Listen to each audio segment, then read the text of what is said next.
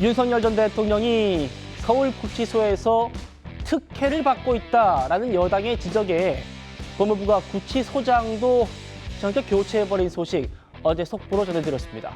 그런데 더 이상 특혜를 주지 않겠다면서 이런 일도 있었답니다. 윤 전 대통령이 지금 눈이 안 좋대요. 당뇨 망막증이 심해져가지고 실명 위기까지 왔다는 게 윤 전 대통령 측 얘기입니다. 그래서 어제 경기 안양시에 있는 한림대 성심병원에 진료를 받으러 갔는데 이때 휠체어를 탔고요. 그리고 수갑과 손에는 수갑, 발에는 전자발찌를 차고 있었다고 합니다. 전직 대통령이 외래 진료 가는데 전자발찌, 당장 나경원 의원이요. 이 전자발찌는 판사 출신이지 않습니까?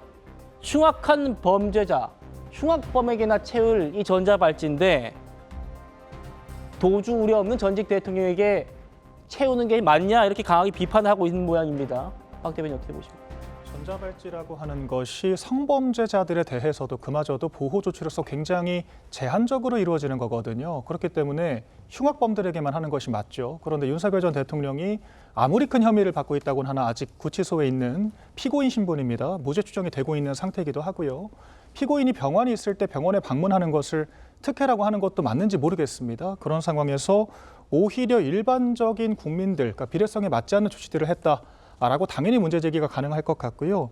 또한 저는 민주당 측에서 어떤 특혜를 받았다고 하는 건지 잘 모르겠습니다. 현재 윤석열 전 대통령이 수감되어 있는 구치소의 규모가 6.76제곱미터라고 해요. 그런데 이명박 전 대통령과 박근혜 전 대통령 같은 경우에는 그보다 약 1.5배 큰 10제곱미터의 구치소에 gat혀 있었거든요. 네. 그러니까 현재 물리적 공간의 넓이로 보나 날씨의 어떤 상황으로 보나 그리고 여러 구치소 내 그 기동대까지 동원해서 체포 영장을 집행을 하고자 하는 그런 시도로 보나 윤 전 대통령이 특혜를 받고 있는 것이 아니라 박해를 받고 있다라고 보는 것이 맞다고 저는 생각을 합니다. 이런 것들을 정치적으로 다 이해를 하고 심지어는 구치소장까지 교체를 하는 등의 이런 조치를 취하는 것이야말로 민주당이 검찰 개혁을 외치던 그때 피고인이 바뀌었을 뿐인데 완전히 다른 얘기를 하고 있다. 자가당착에 빠져 있다. 이렇게 보여집니다. 예, 차 교수님. 네.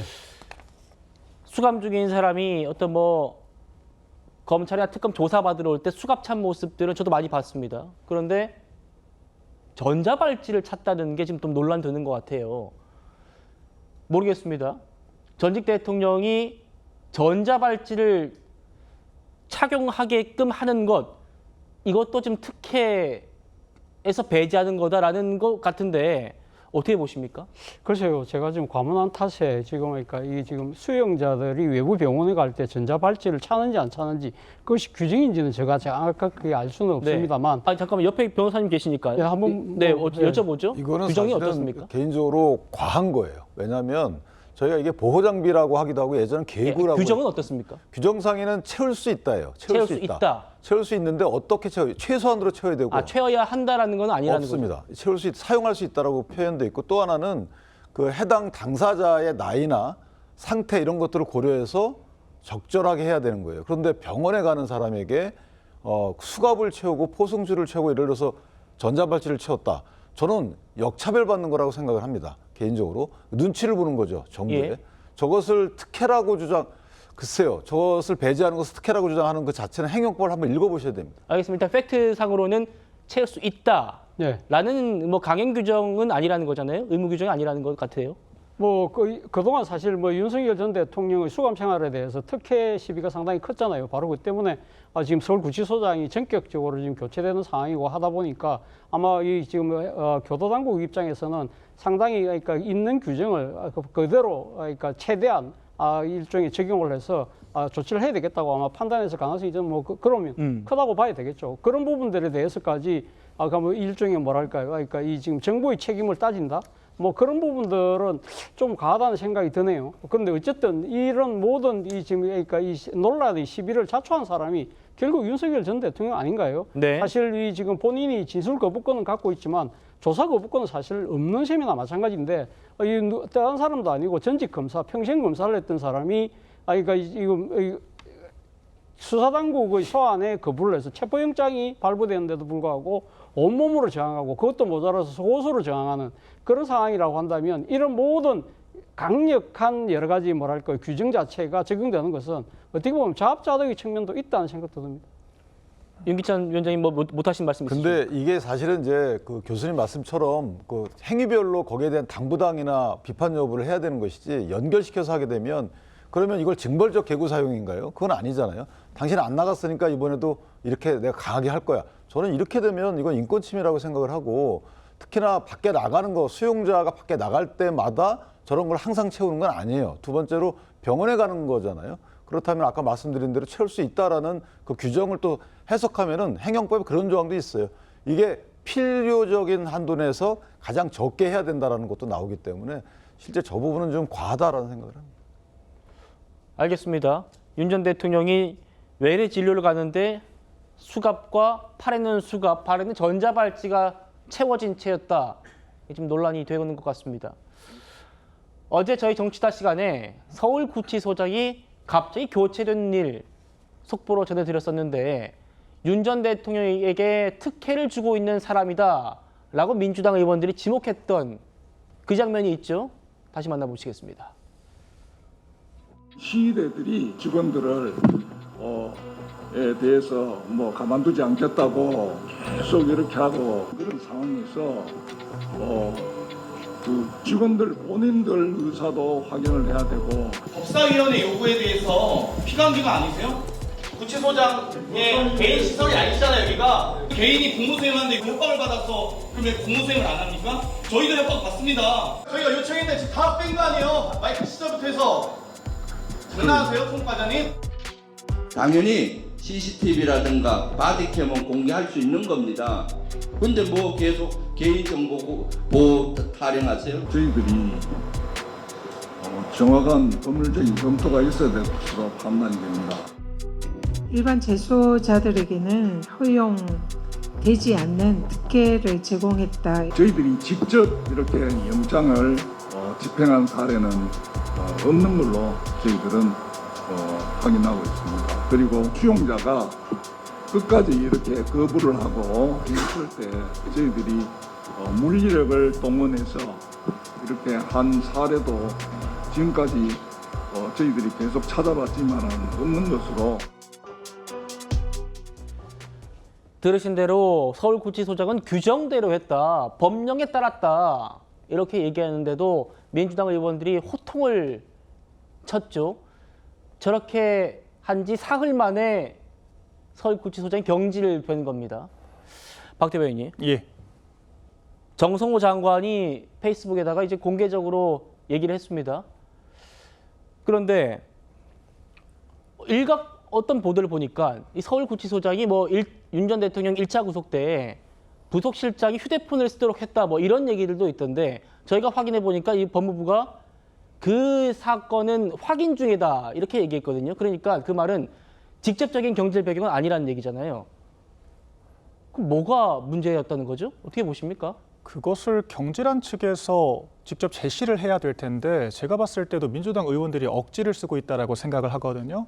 우리 공직자들이 어떤 업무를 수행함에 있어서 관련 규정이 없다라고 하면 전례를 살펴보는 것은 당연한 상식입니다. 그렇기 때문에 구치소 내 강제적으로 체포영장을 집행하려고 했을 때도 주어진 규정상 피고인들이 수사를 거부했다라고 하는 이유만으로 물리력을 동원하기 어렵다라고 구치소장이 이야기를 했고요. 또한 그런 전례도 없다라고 이야기를 했습니다. 이번에도 마찬가지로 특혜를 주고 있다라고 얘기하지만 모두 다 규정과 전례를 가지고 이야기를 하고 있다고 말을 하고 있거든요. 이에 대해서 민주당 측도 현재 이제 민주당을 위시한 그런 체포영장 집행을 하는 특검이 하고 있는 행위들이 불법적인 요소가 있다라고 하는 것을 인지하고 있다라고 저는 보이거든요. 박범계 의원을 비롯한 민주당 의원들이 뭐 재발 방지를 위한 입법까지 하고 있겠다고 입법을 하겠다라고 하는 거 아니겠습니까? 그 말은 즉슨 현행법으로 불가능하다라고 자인을 했다라고 생각을 하거든요. 그렇기 때문에 이렇게 찾아가서 CCTV를 공개하는 것이 당연한 거 아니냐라고 하는 상식에 맞지 않는 인권 규정에 맞지 않는 이야기를 아무렇지 않게 하는 게 아니겠습니까? 지금 누구보다 정치적으로 접근하는 건 민주당이에요. 그리고 공직자들이 그렇게 규정과 전례에 맞지 않게 업무를 처리했을 때 누구보다 과격하게 책임을 물어왔던 것이 민주당 정권이었습니다. 그런데 규정과 전례를 지켰다라고 해서 충분한 이유도 없이 경질을 한다? 이런 거야말로 직권남용에 해당한다라고 저는 보고 있습니다. 예, 지금 뭐 윤 전 대통령이 받고 있는 특혜들 모두 다 걷어드리겠다 이런 취지 같은데 성침 부장님, 예. 법무부가 윤 전 대통령이 쓰던 그 단독 접견실 이것도 이제 금지했어요. 그런데 구치소 측에서는 이렇게 한 조치는 일반 수용자와 좀 동선을 분리하기 위한 것이다 이렇게 했던 내용들이란 말입니다. 이것도 특혜입니까? 그러니까 사실 전직 대통령들도 구속이 됐을 때 단독 접견실을 사용했던 전례가 있기 때문에 그거 사용 자체가 특혜라고 보기는 어렵습니다. 근데 윤석열 전 대통령 1월에 수감이 되었을 때 그때 52일 동안 수감이 됐었잖아요. 네. 그때 총 그 접견실을 사용했던 시간이 395시간입니다. 그리고 만났던 사람이 348명입니다. 그러니까 395시간이면 52일이니까 하루에 평균 7, 8시간을 사용한 걸로 볼 수가 있거든요. 그러니까 실상 이건 변호인 접견을 위해서 누군가를 접견하기 위해 사용했다기보단 거의 뭐 개인 휴게실로 활용한 건 아니냐는 의혹을 살 수 있는 건데, 근데 제가 말씀드린 이 시간과 횟수 같은 경우는 윤석열 대통령은 지금 미결 수용자이기 때문에 네. 횟수 제한은 물론 없습니다. 근데 저는 이렇게 조치를 취하게 된 결정적 계기는 지난 1월에 그 강의구 당시 그 부속실장이 접견을 할 때 휴대폰을 가지고 들어간 게 지금 이 얘기가 나오고 있습니다. 그러니까 네. 휴대폰을 갖고 들어가기 위해서는 이 구치소장의 허락이 있어야 되고요. 구치소장 허락 없이 그걸 반입했다가 걸릴 경우에는 징역 3년 아니면 3천만 원 이하의 벌금을 처하게 되는 중형을 받게 되어 있습니다. 그리고 지금 아까 말씀드린 이 시간 역시 일과 시간 이후에는 접견을 못하도록 되어 있는데 일과 시간 이후에도 변호사 접견을 했다라는 얘기가 지금 나오고 있는 상황이기 때문에 그런 것들을 지금 법무부에서 확인한 이후에는 이건 서울구치소장이 윤석열 전 대통령에 대해서 과도한 특혜를 줬다고 볼 수밖에 없다고 판단한 것으로 보여지고요. 그렇기 때문에 단순히 그냥 시간이 길어서 단순히 단독 접견실을 활용해서 이렇기 때문에 지금 구치소장을 교체하고 특혜를 안 주겠다고 한 것이라기보단 규정을 위반한 게 여러 가지가 드러났기 때문이다라는 말씀을 드리겠습니다. 예, 그러니까요. 만약에 그 1차 접견, 1차 구속 때 부속실장이 휴대폰을 들고 들어갔다. 이거는 문제가 될 수 있어 보이는데, 돼 보이는데 여기에 대해서 확인 중이다 이렇게 지금 대응을 하고 있단 말입니다. 그러니까 조사가 끝나지 않은 상황에서 조사 끝나지 않았는데 일단 경질 조치부터 결과부터 나온 상황이어가지고 그게 좀 의문스럽긴 합니다. 근데 한 가지 보태면 네. 그 행정법에도 그런 조항도 있어요. 구치소장은 외부와의 전화 통화를 허락할 수 있어요. 그러니까 그거는 규정 위반하게 보기 어려워요. 그러니까 뭐 예를 들어서 윤 전 대통령이 휴대폰이 없잖아요. 그럼 휴대폰을 그거를 반입했던 거를 줘서 통화하게 할 수는 없고, 만약에 급한 일, 예를 들면 그 병환 중이기 때문에 관련돼서 통할 여지도 있을 수 있는 거죠. 만약에 그런 사실관계였다 그러면 저걸 규정 위반이다라고 보기 어렵고, 그렇게 따지면 특검이 윤 전 대통령 체포영장 집행하기 위해서 바디캠 차고 간 것도 규정 위반이죠. 원래 차고 들어가면 안 되는 거거든요, 그거. 그런가요? 똑같은 논리예요. 그래서 그 부분은 구치소장이 반입을 허락했겠죠. 그 부분도 그럼 특혜라고 해서 그 부분도 문제 삼아야 되는 거죠.